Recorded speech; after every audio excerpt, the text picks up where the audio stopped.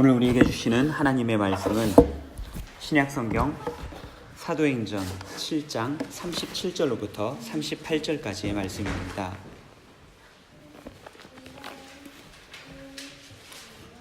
제가 가진 성경으로 신약성경 198면에 있습니다. 이제 하나님의 말씀을 봉독하겠습니다. 이스라엘 자손에 대하여 하나님이 너희 형제 가운데서 나와 같은 선지자를 세우리라 하던 자가 곧 이 모세라. 시내산에서 말하던 그 천사와 우리 조상들과 함께 광야 교회에 있었고 또 살아있는 말씀을 받아 우리에게 주던 자가 이 사람이라. 아멘. 전후좌우에 계신 분들과 사랑 인사 나누겠습니다. 옆에 계신 분들, 앞뒤에 계신 분들 돌아보시고 인사 나누시기 바랍니다.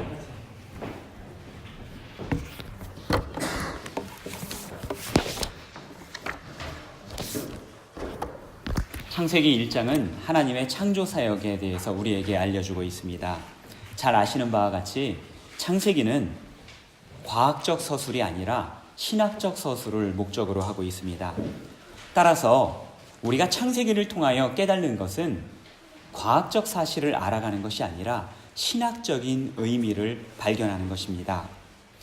하나님의 창조사역, 그 창조사역의 정점은 여섯째 날 인간을 창조하시는 데 있었습니다. 하나님께서는 인간 창조를 정점으로, 그러니까 인간을 가장 존귀하게 만드셨다는 것입니다. 이를 창세기 본문에서는 하나님의 형상대로 창조하셨다고 기록합니다. 우리 모두는 하나님의 형상대로 창조된 사람들입니다. 바꾸어 말하면 우리를 통해서 하나님의 모습을 우리는 발견할 수 있다라는 것입니다. 죄송하지만 한번 옆에 계신 분들을 쳐다보시기 바랍니다. 하나님의 모습이 발견되십니까? 예, 그냥 보시자마자 빵 터지시는 분도 계시고요. 보이는 것 같기도 하고 안 보이는 것 같기도 하고, 사실 보고 안 보고는 그 사람의 문제일 수도 있지만 보는 사람의 문제일 수도 있습니다. 은혜를 가지고 믿음을 가지고 보면 더 잘 보이고요. 마음속에 은혜가 없으면, 믿음이 없으면 더 잘 안 보이는 겁니다. 옆 사람이 웃었다고 해서 너무 걱정하실 필요가 없습니다. 그런데 이 하나님의 창조를 보면 하나님께서는 우리를 너무나도 존귀하게 창조하셨는데요. 또한 동시에 사람은 너무나도 연약하게 창조되었습니다. 사자만큼 강하지도 않고요. 치타만큼 빠르지도 않습니다. 도구가 없으면 날 수도 없고요. 태어나면서부터 수영을 할 줄 아는 것도 아닙니다. 심지어 걷는 것까지만 해도 무려 1년이라는 시간이 걸립니다. 제가 언젠가 뉴질랜드에서 송아지 태어나는 것을 도와준 적이 있다, 설교 시간에 말씀을 드린 적이 있습니다. 손에 이제 올가미를 밧줄로 만들어 가지고요, 암소의 산도로 이렇게 깊이 손을 넣어서 그 안에서 송아지의 다리를 이렇게 묶습니다. 묶어서 이거를 이제 완급을 조절하면서 여러 사람이 이렇게 끌어당기고, 또 암소를 안정시키는 사람도 있고요. 그러면서 이제 그 송아지를 끌어내는데요. 이 송아지가 쑥 나오니까 처음에는 무슨 고기 덩어리 하나, 이런 게 툭 떨어지는 것 같습니다. 근데 이게 서서히 꿈틀꿈틀 움직이죠. 그러면서 킁킁대면서 코 안에 있었던 그런 이제 모든 것들, 액체 같은 것들을 다 이제 뱉어내고 몸을 이렇게 부르르 떨기 시작을 하는데요. 암소가 그 몸을 이렇게 핥아주기 시작을 하니까 얘가 킁킁거리면서 몸을 움직이는 겁니다. 그러다가 조금 있다가 자기 다리로 일어서는 거예요. 엄마가 이제 몇 번 더 핥아주고, 그리고 엄마가 이동을 하기 시작을 하니까 바로 송아지가 비틀거리면서 거기를 따라갑니다. 처음에는 막 언제 넘어지나 하면서 이렇게 비틀비틀 거리더니만 엄마가 이렇게 좀 더 걸어가니까 제법 송아지 된 모습으로 그 뒤를 따라가는 것을 보았습니다. 송아지가 걷게 되는 것, 태어나면서부터 걷게 되기까지 불과 몇 분이 걸리지 않았던 것입니다. 송아지가 송아지의 모습을 하는 데에는 오랜 시간이 걸리지 않았습니다. 그런데 사람은 어떻습니까? 사람이 사람 모습을 하고 살아가기까지 얼마나 걸립니까? 1년 돼서 걷기 시작하면 사람의 모습으로 살아갑니까? 저는 10년을 키우고 있지만 이게 사람인지 짐승인지 헷갈릴 때가 종종 있습니다. 사람이 사람 노릇하고 살아가는 것은 언제나 되는 겁니까? 보통 한 20살은 넘어야 철이 들었다 생각될 때 그제서야 사람 구실을 하는 것 아니겠습니까? 포유류 중에 어느 동물이 20년 이상 사는 동물이 사실 거의가 없죠. 그런데 사람은 20년이 지나서야 그제서야 사람 역할을, 사람 구실을 하면서 산다는 것입니다. 사람이 사람답게 살기 위한 20년의 기간은 학습을 위한 기간입니다. 동물들도 부모와 집단을 통해서 배우기는 합니다만 사람들의 학습과 동물들의 그것과는 질적으로 수준이 다른 것입니다. 어려서는 부모님 품에서 배우고요. 자라면서 친구들과 놀면서 사회 속에서 배워나가고요. 또한 다양한 정규 교육 과정을 통하여 사람들은 배워갑니다. 한 사람이 어떠한 생을 살아가느냐, 어떠한 삶을 살아가느냐는 이와 같은 다양한 배움을 통해서 결정된다 하더라도 과언이 아니라는 것입니다. 기술을 배운 사람은요, 기술자로 살아가고요. 의술을 배운 사람은 의사가 되어서 살아갑니다. 법률을 배우면 법조인이 되어서 살아가고 신학을 공부하면 목회자나 신학자가 됩니다. 물론 예외도 있죠. 저는 원래 기술을 배운 사람인데 어쩌다 보니 이 앞에서 하나님의 말씀을 전하는 사람이 되었습니다. 저희 한소망교회를 돕고 있는 문재용 목사님도 원래 독일 엔지니어 출신입니다. 공교롭게 그런 일들이 겹쳤는데요. 이런 예외가 있기는 하지만 사람들은 대체로 자기가 배운 것에서 크게 벗어나지 않고 생활을 합니다. 그렇다면 역으로 한번 생각을 해보겠습니다. 어떤 사람들이 비슷한 패턴으로 살아간다고 한다면 비슷한 패턴의 삶을 살아가고 있는 사람들을 보게 되면 이 사람들 삶에는 필시 공통적인 배움의 과정이 있지 않을까, 그 배움을 통해서 이들이 이러한 비슷한 삶을 살아가는 것은 아닐까 추론을 해볼 수 있지 않겠느냐는 것입니다. 우리는 지난주 수대반의 설교에서 아브라함의 이야기를 살펴보았습니다. 아브라함 이야기 이후에 요셉의 이야기가 등장하고요, 모세의 이야기도 등장합니다. 또한 오늘 본문 이후에는 계속해서 다윗의 이야기가 등장합니다. 스데반이 설명하는 모든 사람들, 이 사람들의 삶에는 공통된 패턴이 있습니다. 그들이 살아가는 공통된 패턴이 무엇이라고 생각하십니까? 믿음의 삶이었습니다. 믿음의 삶을 살아간 이들에게는 공통된 배움의 과정이 있었는데 그것은 다름 아닌 광야의 시간들이었습니다. 아브라함이 경험한 광야의 시간은 무엇이었습니까? 본토와 친척과 아비 집을 떠난 삶이었습니다. 두려움과 고독의 광야를 아브라함은 지나야만 했습니다. 요셉의 삶은 어떠했습니까?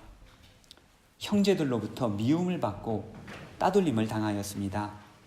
심지어는요, 인신매매를 당하였고 노예로 팔려갔으며 억울하게 누명을 쓰고 감옥에 갇혀 전과자가 되었습니다. 모세는 어떤 광야를 경험하였습니까? 왕자의 신분에서 살인자가 되고 도망자의 신분으로 광야에서 말 그대로 40년을 머물게 되었습니다. 다윗은 어떻습니까? 다윗 역시도 사울로부터 핍박을 피하기 위해 유다 광야를 전전했고요.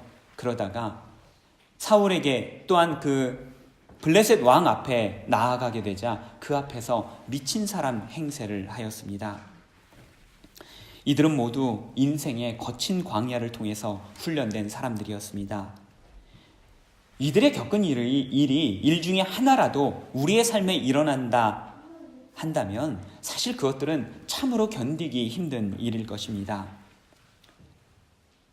이들은 이 감당할 수 없는, 감당하기 힘든 역경과 고난을 모두 다 뚫고 지나왔습니다. 자신의 힘으로는 감당할 수 없기 때문에 이들은 모두 모든 상황을 하나님께 맡겼습니다. 광야에서 하나님만 의지하고 살아가는 법, 하나님만 신뢰하는 법을 배웠었던 것입니다. 믿음의 사람들에게 광야의 시간은 오히려 배움의 시간이었습니다. 그래서 우리는 그들이 경험한 광야의 시간을 광야 학교라고 부릅니다. 광야는 인생을 다듬어가는 가장 훌륭한 교육장이기 때문입니다.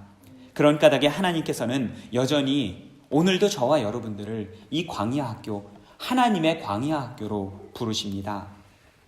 왜 하나님께서는 우리를 힘든 길로 걷게 하시는 것일까? 그것을 통하여 우리는 더 나은 것을 학습할 수 있으며 하나님께서 창조하신 걸작답게 살아갈 수 있기 때문입니다. 그렇다면 광야 학교는 우리에게 무엇을 가르쳐 주는지, 오늘 제가 원래 대지를 4개를 잡았었는데요.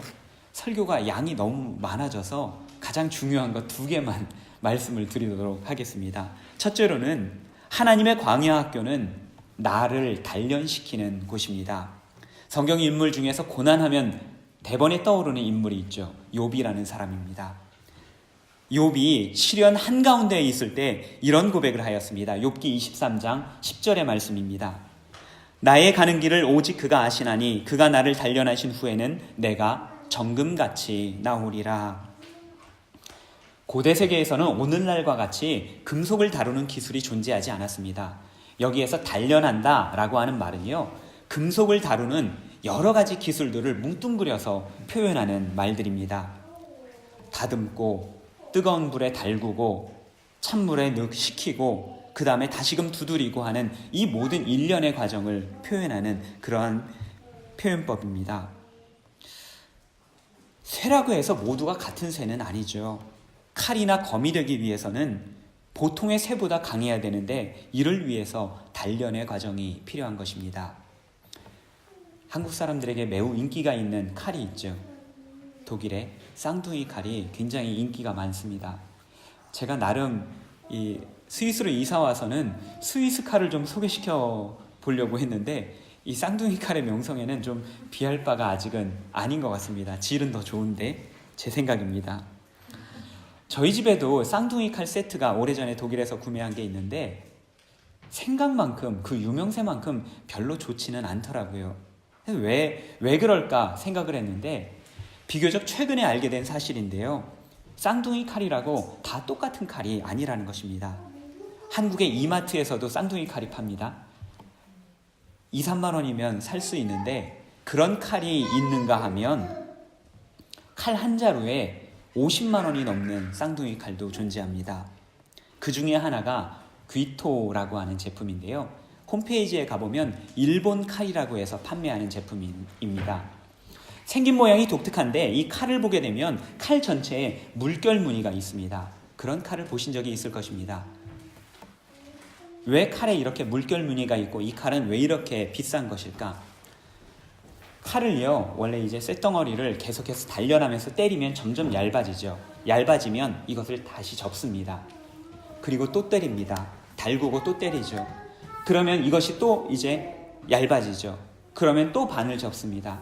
그래서 또 때리고, 그래서 또 때리고, 최소한 8번 이상을 반복하면 수많은 철의 그 레이어가 이 안에 생기면서 아주 단단한 그런 칼이 된다라고 합니다. 최근에 금속학자들은 이 안에 탄소 나노 튜브가 이 안에 들어있더라라고 하는 그런 연구 결과를 밝히기도 하였는데요.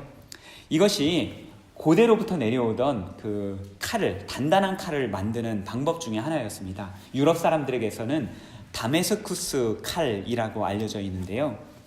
이 칼의 경도가 다이아몬드 경도를 비교를 했을 때 M66에 해당한다고 합니다. 일반인들이 얻을 수 있는 최고 강도의 강철, 바로 이게 이 다마스쿠스 칼, 그리고 귀토라고 하는 그 비싼 칼의 정체입니다. 자, 이렇게 설명하다 보니까 오늘 무슨 몇만 원이 된 것 같은 그런 기분이 드는데요. 칼사라는 말씀은 아닙니다.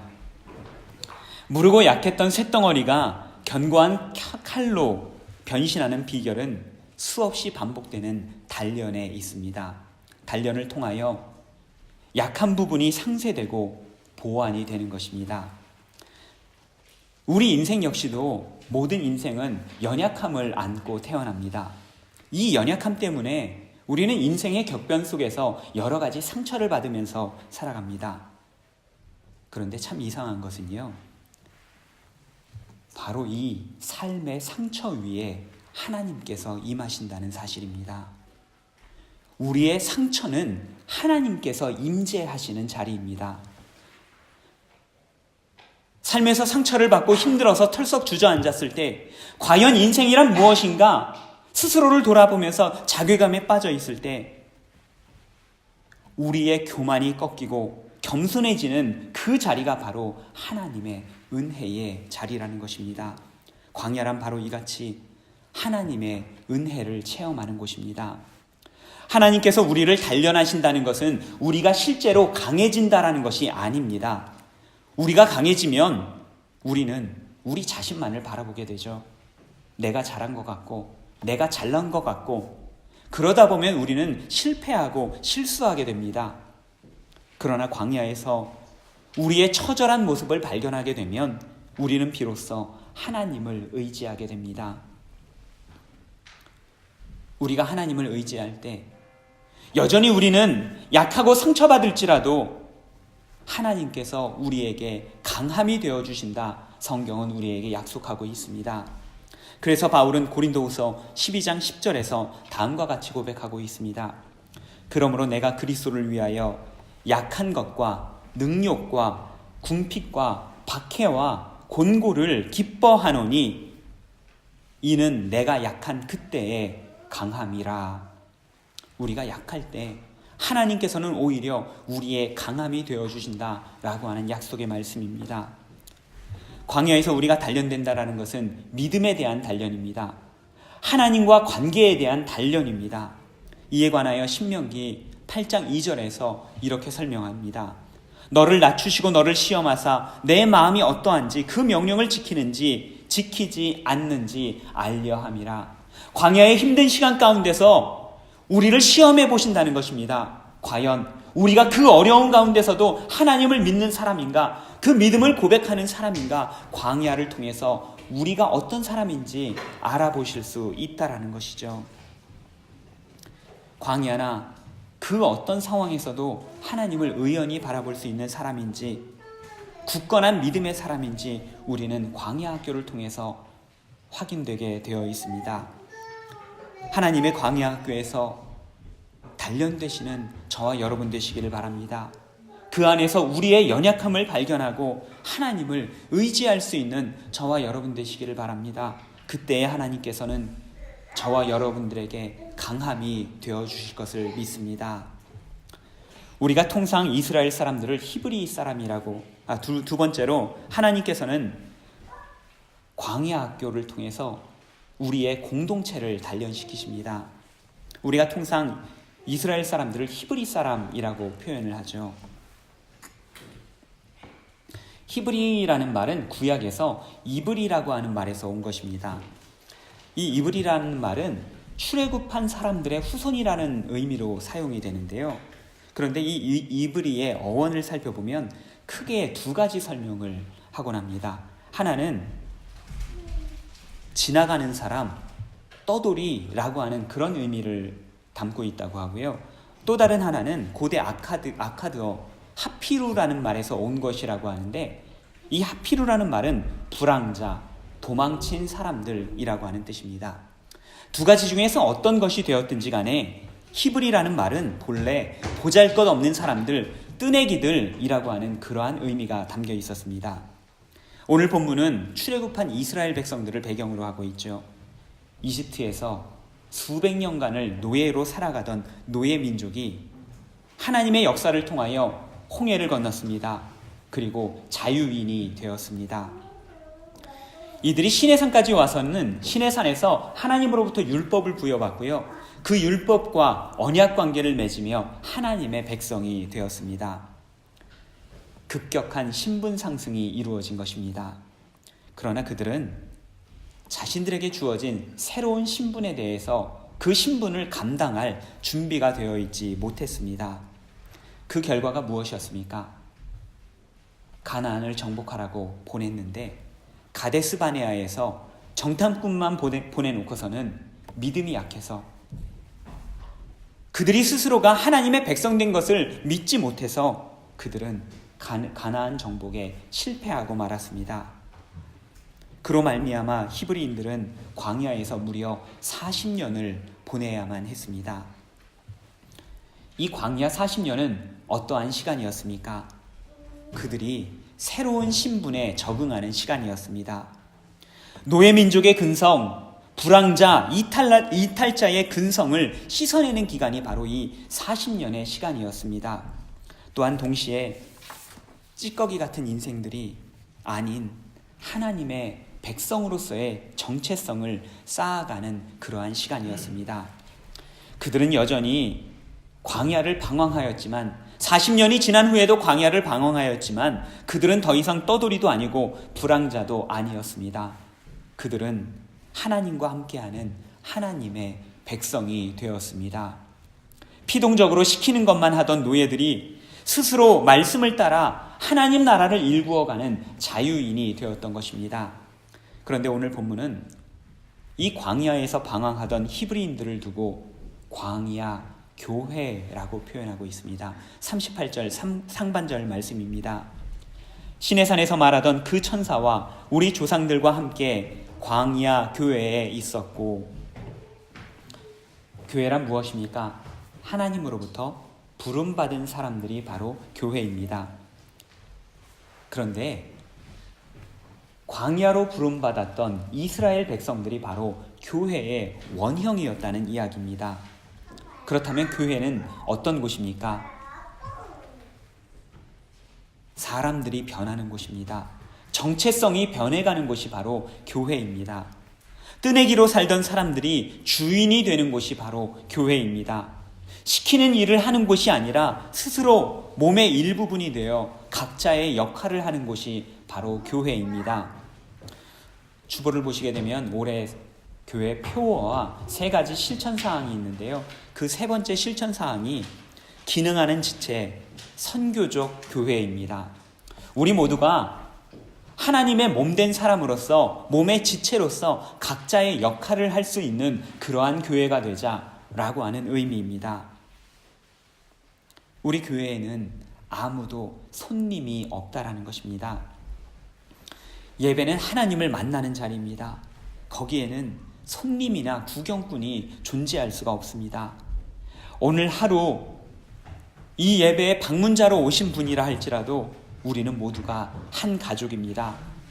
가족되지가 못한다면 그것은 예배를 드리는 것이 아니기 때문입니다. 우리가 속된 말로 예배 본다 라고 하는 말이 있죠. 그저 구경한다, 지나가는 것, 그냥 보고 마는 것이지 이것은 진짜 예배 드리는 것이 아니라는 것입니다. 저희 주리 한소망교회의 청년부가 최근에 좀 더 활성화되고 있습니다. 그 청년부를 보면서 제가 최근에 많은 도전을 받게 되는데요. 저희 주리 한소망교회, 저희 베르나닌 교회도 마찬가지지만 저희가 지난번에 청년부로 모임을 했더니 평균 연령이 30대가 육박하는, 그래서 과연 이게 청년부라고 할 수 있는가 라고 하는 그런 의구심이 드는 그런 청년부가 저희도 구성이 됐는데, 주리 한소망교회도 그것이 마찬가지였습니다. 그런데 최근에 갑자기 교환학생들이 많이 오면서 이 청년부의 연령대가 20대로 확 떨어진 겁니다. 옛날 같았으면 교환학생들이 보통 1년씩 교환학생을 왔는데 요즘 교환학생들은 굉장히 짧게 오더라고요. 4개월, 3개월, 심지어 한 달 교환학생 왔다라고 하는 그런 학생들도 발견했습니다. 그런데 제가 도전을 받게 된 것은 뭐냐 하면, 한 달 왔다 가는 혹은 3달 왔다 가는 학생들도 청년부 SNS상에서 너무 활발하게 활동을 하는 겁니다. 마치 주인인 것처럼, 옛날부터 청년부 생활을 했던 것처럼, 아니면 마치 청년부에 영원히 있을 것처럼 이제 다다음 달이면 가는데 얘 왜 이러나 싶을 정도로 그렇게 열심히 활동하는 겁니다. 모임을 만들고 함께 기도하고 함께 놀러가고 또한 떨어진 사람들 챙겨주고요. 광야교회란 그런 것입니다. 어떠한 사람이든 어떠한 상황에서든 하나가 될 수 있는 교회가 바로 광야교회입니다. 함께 공동체를 만들어가고 스스로 주체가 되어가는 교회입니다. 거기에는 더 이상 떠날 사람, 남을 사람이라는 개념조차 존재하지 않습니다. 얼마를 있다 하더라도 모두가 함께 주인이 되는 교회, 그 교회가 바로 하나님의 교회이고 광야 교회입니다. 방관자가 되어서는 더 이상 교회가 될 수 없습니다. 공동체가 될 수 없습니다. 함께 할 때 우리는 비로소 하나님의 백성이 되고 하나님의 자녀가 됩니다. 그제서야 비로소 교회가 되는 것입니다.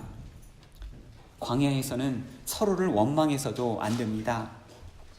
다투어서도 안 됩니다. 그러다 보면 함께 죽을 수 있기 때문입니다. 때로는 서로 이해할 수가 없을 때가 있죠. 그런데 곰곰이 생각해 보면 우리가 살아가면서 서로와 관계하면서 살아갈 때 다 이해하면서 살아가는 경우는 많지 않습니다. 상대방을 우리는 사랑한다라고 말하면서도 왜 사랑하는지 말로 표현할 수가 없을 때가 있죠. 이해되지 않을 때가 있습니다. 다 이해하고 사랑을 하시나 보네요. 제가 아는 한 가정이 있었는데요. 그 아내가 저한테 그 사람들 있는 자리에서 그런 얘기를 하는 겁니다. 목사님, 저희 남편 정말 잘생기지 않았어요? 뜬금없는 제 말에 그 말씀에 정말 죄송하게도 제 마음속에 이런 생각이 들었습니다. 정말 사랑하시는구나. 진실한 사랑에는 아무런 이유가 없는 것입니다. 이유 없는 사랑의 진짜 근거는 바로 여기에 있습니다. 우리 주님의 십자가. 우리 주님께서도 그렇게 아무 이유 없이 우리 위에 목숨을 내어주셨기 때문에, 우리 하나님께서 아무런 이유 없이 독생자 외아들을 우리에게 내어주셨기 때문에 우리는 바로 그 사랑으로 서로 사랑하고 서로 이해하며 서로 하나가 되는 것입니다. 손님으로 있지 말고 주인으로 있으라고, 몸에서 떨어져 있지 말고 몸의 지체로서 살아가라고, 함께 기능하고 함께 역할을 하는 한 몸 되라고 우리 주님께서 우리를 위해서 사랑해 주시고 목숨을 버리신 것입니다. 오늘은 종려주일입니다. 종려주일에 예수님께서 예루살렘에 들어가셨을 때 많은 사람들이 환호를 했습니다. 어떤 제자들은 생각을 했죠. 이제 우리 삶에는 탄탄대로가 열렸겠구나. 우리의 삶이 이제는 폈구나. 그동안의 고생 다 끝났다. 그런데 어떤 일이 벌어졌습니까? 그때부터 고난이 시작이 되었습니다. 오순절 성령께서 강림하셨을 때 마가의 다락방에서 숨어 지내던 제자들은 이제야 우리가 숨 쉴 수 있겠구나 밖으로 뛰쳐나갔습니다. 그들에게는 놀라운 부흥이 있었지만 동시에 그들에게는 심각한 박해도 시작이 되었습니다. 교회란 처음부터 그렇게 시작이 되었습니다. 박해 속에서, 고난 속에서. 교회란 것은 애초에 광야 교회였다라는 것입니다. 광야가 아닌 교회는 교회가 아니라는 것입니다. 역사상 실제로 광야 교회가 존재했던 때가 있었습니다. 1598년 4월 13일, 우리 개신교 역사에 있어서 아주 중요한 날입니다. 프랑스에 종교 탄압, 개신교에 대한 탄압이 있었는데 이날 앙리 4세가 낭트 칙령을 발표하면서 개신교에 대한 종교의 자유가 주어졌습니다. 누구라도 자유롭게 카톨릭을 따를 수도 있고 개신교를 따를 수도 있게 된 것입니다. 그런데 안타깝게도 불과 100년이 채 못 돼서 1685년 낭트 칙령이 폐지가 되었습니다. 이때로부터 무려 100년 동안 개신교에 대한 무시무시한 박해가 시작이 되었습니다. 개신교도라고 하면 무조건 잡아다가 사람들을 감옥에 가두고 심지어 사형에 처하고 그러는데, 그냥 죽여도 그냥 죽이는 것이 아니라 온몸을 기둥에다가 묶어놓고 망치로 몸을 때려서 뼈를 다 으스러가지고 죽이는 이런 형벌을 가했습니다. 두려워서라도 개신교로 향하지 않게 하나님을 그렇게 믿지는 않도록 하기 위한 그런 방법이었습니다. 그럼에도 불구하고 사람들은 하나님께 예배를 드리고자 우리의 신앙을 지키겠노라 라고 하면서 광야로 숨어 들어가서 예배를 드리기 시작하였습니다. 광야까지도 경찰들이, 군인들이 쫓아오자 예배를 드리면서도 마음 편하게 예배 드리지 못하고 정탐꾼들 그리고 파수꾼들을 세워두었습니다. 멀리서 파수꾼들이 있다가 군인들이 쳐들어오면 도망치는 것이죠. 이동식 강단 다 옮기고 사람들이, 그래서 군인들이 목사님이나 중요한 사람들을 잡으려 치면 장로님들이 이것을 막고 대신 잡혀갑니다. 대신 잡혀가면 사형을 당하거나 평생 노예선을 타고서 살아가야만 했습니다. 그러면서도 이들은 신앙을 지켜갔습니다. 박해를 피해서 광야로 더 깊은 곳으로 나아갔습니다. 수많은 개신교도들이 죽임을 당했기 때문에 현재 프랑스에는 개신교도들이 0.4%. 왜 하나님께서 하나님의 백성들에게 이러한 고난을 허락하신 것입니까? 이해되지 않는 일이었습니다. 그러나 그들이 광야에서, 그 혹독한 광야에서 하나님의 교회로 빚어졌을 때, 믿음의 사람들로 빚어졌을 때, 어떠한 상황에서든 의연하게 하나님을 바라보는 신앙을 그들이 갖게 되었을 때 하나님께서는 이들을 전 세계로 흩으셨습니다. 광야를 찾아 떠난 사람들은 닿는 곳마다 복음을 전했습니다. 교회가 세워졌습니다. 새로운 생명들이 일어났습니다.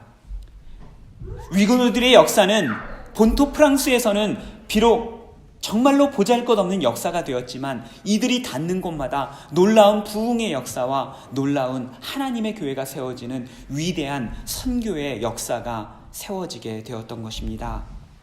존 비비어라는 사람은 임재라는 책에서 다음과 같이 이야기를 하였습니다. 하나님의 사람들은 모두 다 광야를 통과했다. 이것은 하나님의 사람의 필수 코스이다. 언젠가 반드시 통과해야 하는 것이다.